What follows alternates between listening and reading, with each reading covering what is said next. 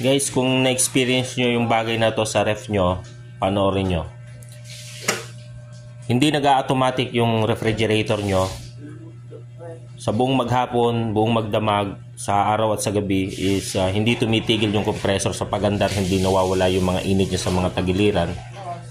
At napasin nyo talagang kumakapal ang yelo ng inyong refrigerator.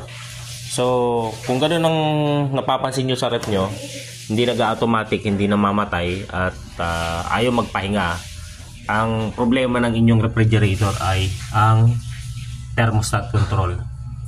Ang thermostat control, iyan ang responsible sa pag-detect ng lamig ng ating refrigerator. Okay? So, pagbaba ng number, pagbilis mag-automatic, pagtaas is pagtagal mag-automatic. So, pag mababa, manipis ang yelo, habang tumataas ang settings mo, pakapal ng pakapal ang yelo at patagal ang pag-automatic. So, iyan po ang problema kapag ganun ang nangyayari sa ref nyo. So, para po makita nyo ng detalyado, kakalasin ko ito.